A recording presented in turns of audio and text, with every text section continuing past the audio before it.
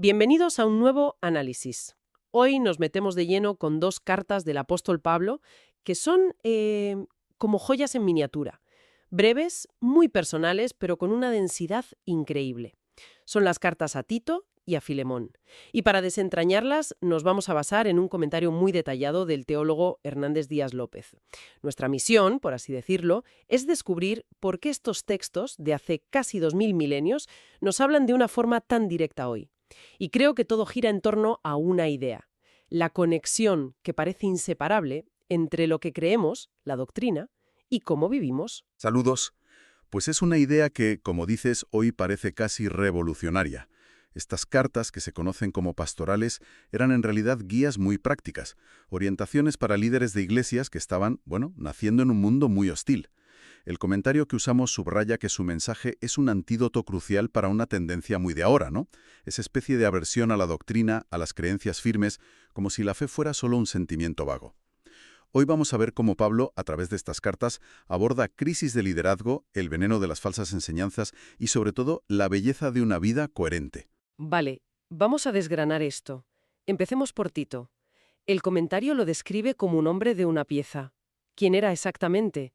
¿Y por qué Pablo le encarga una misión que, la verdad, parece casi imposible? Tito era, en muchos sentidos, el hombre de confianza de Pablo para las situaciones límite. Era un gentil, de padres griegos, convertido directamente por el apóstol. Y el autor lo define con una frase que me parece genial: emocionalmente granítico. Granítico. Sí. A diferencia de Timoteo, que al parecer era más reservado, quizá más tímido, Tito era el solucionador de problemas. Pablo lo envió a la iglesia de Corinto, que era un caos, a apagar fuegos. Y lo consiguió. Tenía un carácter de acero. Y ese carácter se puso a prueba muy pronto. Hay un detalle fascinante que se menciona en el análisis. Tito se convirtió en una pieza clave en el famoso Concilio de Jerusalén. Fue literalmente la prueba viviente de un argumento teológico. Exacto. El gran debate era si los gentiles que se convertían al cristianismo debían circuncidarse y seguir la ley judía. Y Pablo llevó a Tito, un griego no circuncidado, y lo presentó diciendo: aquí lo tienen, un cristiano genuino, lleno del Espíritu, que no ha pasado por el rito. Se convirtió en la prueba número 1. Su propia existencia zanjó el debate. Claro, con esa clase de historial se entiende que le enviaran a Creta, porque el panorama que pinta el comentario sobre la isla es desolador. No era precisamente un destino de vacaciones, no. Para nada.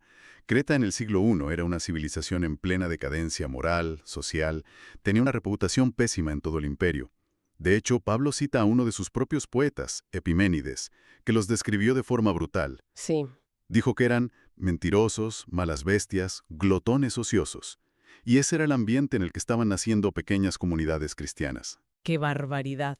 Y el autor del comentario saca a la luz otro dato que a mí me ha volado la cabeza sobre el origen de la palabra sincretismo. Es un apunte brillante. La palabra viene de los cretenses. Al parecer, eran tan individualistas, tan conflictivos, que solo se unían, se hacían sincretenses, cuando tenían un enemigo común. Y esto reflejaba perfectamente el caos espiritual de la isla, una mezcla de cultos, de filosofías. En ese caldo de cultivo, la tarea de Tito era poner en orden lo que faltaba. Y lo primero era establecer un liderazgo sano. Aquí es donde se pone muy interesante, porque la lista de requisitos que da Pablo para un líder no tiene nada que ver con el carisma o la oratoria. Se centra casi por completo en el carácter y en la vida doméstica. Me hace pensar que el problema en Creta no era de falta de talento, sino de falta de integridad. ¿Quiénes eran esas personas que representaban todo lo contrario? Has dado en el clavo. Pablo traza un contraste brutal entre los verdaderos presbíteros u obispos y los falsos maestros. Y como dices, las cualificaciones para un líder empiezan en su propia casa. Debe ser marido de una sola mujer, que en ese contexto defendía la fidelidad, el compromiso, y sus hijos debían ser creyentes, no conocidos por ser disolutos. Y esa palabra disolutos tiene miga. El análisis señala que la palabra griega original es asotia, la misma que se usa para el hijo pródigo, La misma. para describir su vida de derroche y libertinaje. O sea, la casa de un líder no puede ser un caos moral. Su primera congregación es su familia. Exacto. Y a nivel personal, el perfil es igual de claro.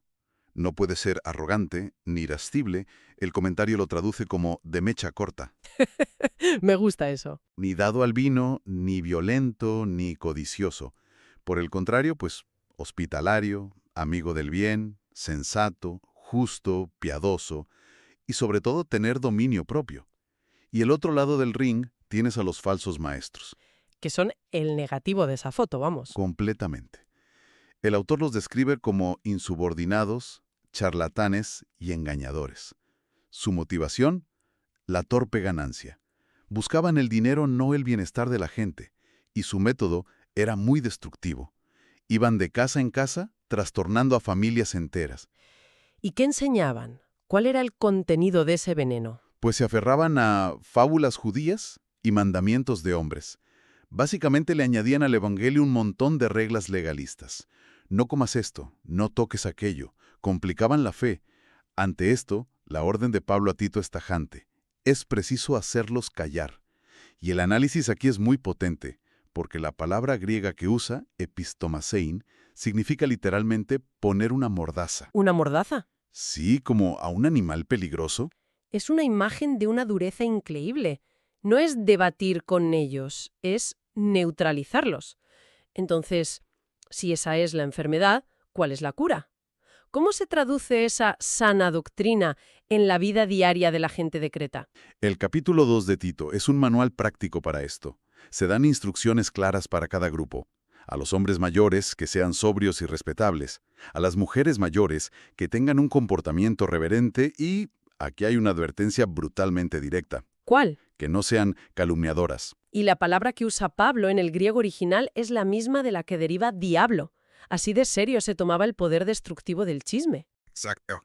Y su rol positivo es enseñar a las más jóvenes. A estas se les pide que amen a sus maridos, a sus hijos, que sean buenas amas de casa, bondadosas, y todo con un propósito muy claro, para que la palabra de Dios no sea difamada. La vida familiar era el principal escaparate del Evangelio en esa sociedad. A los jóvenes, autocontrol. Y luego llega la parte que, a un oído moderno, le puede chirriar un poco. Sí, la instrucción a los siervos, a los esclavos, que sean obedientes y fieles a sus amos, no respondones ni ladrones. Entiendo el principio general, pero es una frase chocante. ¿Cómo se reconcilia esto con un evangelio que, como veremos en Filemón, parece socavar la esclavitud desde dentro? Es una pregunta crucial. Y la clave está en el porqué de todo este comportamiento, no solo el de los esclavos, sino el de todos. El objetivo final, según Pablo, es ornar en todo la doctrina de Dios nuestro Salvador. No se busca perpetuar una estructura social injusta, sino demostrar la belleza del Evangelio dentro de esa estructura, por terrible que fuera. Ornar la doctrina. Es una expresión preciosa. Lo es. Y el comentario usa una analogía magnífica. Nuestra vida no añade nada al contenido del Evangelio, que es perfecto, pero puede ser como el engaste de una joya. El engaste no cambia la piedra, pero la realza. La presenta de una forma que atrae la mirada. La palabra griega para ornar es cosmofin, de donde viene cosmético. Qué buena analogía. No cambiamos la joya, pero podemos presentarla de una forma que invite a otros a mirarla. Es como el marco de un cuadro, ¿no? No es el arte en sí, pero te ayuda a apreciarlo mejor. Exactamente. Y ese marco no se construye con pura fuerza de voluntad. Pablo lo conecta inmediatamente con su motor, con el fundamento teológico. Todo este comportamiento es una respuesta a la manifestación de la gracia de Dios. Y aquí, en Tito, encontramos una de las ideas más potentes del Nuevo Testamento. La gracia no solo salva, también educa. La gracia tiene una pedagogía. O sea que la gracia no es solo un perdón que recibimos en el pasado y ya está. Es una fuerza activa que nos enseña a vivir. A ver, desgrana esa pedagogía. El autor la divide en 3 tiempos verbales. Primero, la gracia nos enseña a renunciar a la impiedad y a las pasiones mundanas. Es una lección que mira al pasado, a la vida que hemos dejado atrás. Es un aprendizaje activo sobre qué abandonar. Tiene sentido, porque si no, uno tropezaría siempre con la misma piedra. No es solo burrón y cuenta nueva. Exacto. Una vez que has aprendido a renunciar, la gracia te enseña a vivir en el ahora, a vivir de manera sensata, justa y piadosa en este mundo presente. Es la lección para el hoy. Y me imagino que falta la lección para el mañana. Efectivamente, la gracia también nos enseña a esperar, a aguardar con anhelo la bendita esperanza, que es la manifestación gloriosa de Cristo. Nos da un propósito, una dirección, una visión de futuro que da sentido a nuestro presente. Pasado, presente y futuro, todo reconfigurado por la pedagogía de la gracia. Y esa idea de la gracia reconfigurando todo es precisamente el motor de la otra carta. Pasamos de la estructura pública de la Iglesia en Creta a la relación más íntima, privada y desigual que existía, la de un amo con su esclavo fugitivo. Hablemos de Filemón. Es un cambio de escala radical, pero el principio activo es el mismo. La historia es digna de una película. Onésimo es un esclavo que le roba a su amo, Filemón, un cristiano rico de Colosos, y huye a Roma, el mejor lugar del mundo para desaparecer. Y allí, en esa inmensa ciudad, por lo que solo se puede llamar Providencia, se cruza con Pablo, que está bajo arresto domiciliario. Y a través de Pablo, el esclavo ladrón y fugitivo se convierte al cristianismo. Ahora viene el dilema. Un dilema mayúsculo. Legalmente Onésimo sigue siendo propiedad de Filemón. Pablo sabe que tiene que volver, pero claro, esto es una sentencia de muerte casi segura. Para entender el riesgo, el análisis nos da cifras. En el imperio había unos 60 millones de esclavos. No eran personas, eran herramientas que hablan. A un esclavo fugitivo capturado le podían marcar a fuego en la frente con una F de fugitivus, o directamente crucificarlo. En medio de esa realidad brutal, Pablo no lo envía de vuelta con las manos vacías. Lo envía con esta carta que es una obra maestra de la diplomacia y la teología. Y en ella hace una petición que dinamita todo el sistema. Totalmente. No le ordena a Filemón que lo perdone. Apela a su amor como hermano en la fe. Y le pide que reciba a Onésimo, no ya como esclavo, sino como más que esclavo, como hermano amado. Le está pidiendo que el Evangelio redefina por completo la relación social más básica y desigual de su tiempo. Me cuesta imaginar la escena. Onésimo llega a casa de Filemón con esta carta en la mano. ¿Qué se esperaba que hiciera Filemón? ¿Liberarlo? ¿Tratarlo como esclavo pero invitarlo a cenar a la misma mesa? La carta es increíblemente sutil. El núcleo teológico de la carta es una palabra: imputación. Pablo le dice a Filemón, y esta frase es para enmarcarla: si en algo te dañó o te debe, ponlo a mi cuenta. Yo, Pablo, lo pagaré. Es una ilustración perfecta del Evangelio en acción. La deuda impagable del pecador, que es Onésimo, es cargada en la cuenta de Cristo, aquí representado por Pablo, y la justicia de Cristo se abona en la cuenta del creyente. Es un intercambio, pero aplicado a una deuda real. Exacto. Pablo no solo pide perdón para Onésimo, sino que asume su deuda. Realiza una transacción espiritual y financiera que cambia todas las reglas del juego. Ya no hay un amo y un esclavo. Hay dos hermanos con una deuda saldada por un tercero. Al final, estas dos cartas tan diferentes nos dejan con un mensaje increíblemente coherente. Por un lado, la unión inseparable entre creer y vivir. La doctrina no es un conjunto de ideas abstractas, es el combustible para una vida transformada, ya sea en la iglesia de Creta o en el salón de la casa de Filemón. Y por otro, el poder radical del Evangelio para redefinir todas nuestras relaciones. Es capaz de derribar los muros más sólidos de estatus, etnia o condición social. Convierte a un amo y a su esclavo fugitivo en hermanos amados. El impacto social de eso debió de ser sísmico. Lo que nos lleva a una reflexión final que propone el comentario que hemos usado y que me parece muy provocadora. Sí, el autor señala que el cristianismo primitivo no abolió la esclavitud con un manifiesto político o una revolución social violenta. Hizo algo mucho más profundo.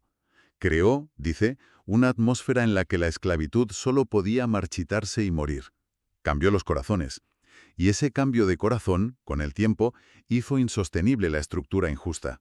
Y esa idea nos deja flotando una pregunta que es tan pertinente hoy como lo fue entonces. Sin duda, la pregunta con la que nos quedamos es: ¿en qué áreas de nuestra sociedad actual, en nuestras propias relaciones, el Evangelio debería estar creando esa misma atmósfera? Una atmósfera que haga que las injusticias, las divisiones y las desigualdades de nuestro tiempo simplemente no puedan sobrevivir, que se marchiten y mueran, no por decreto, sino porque se han vuelto impensables.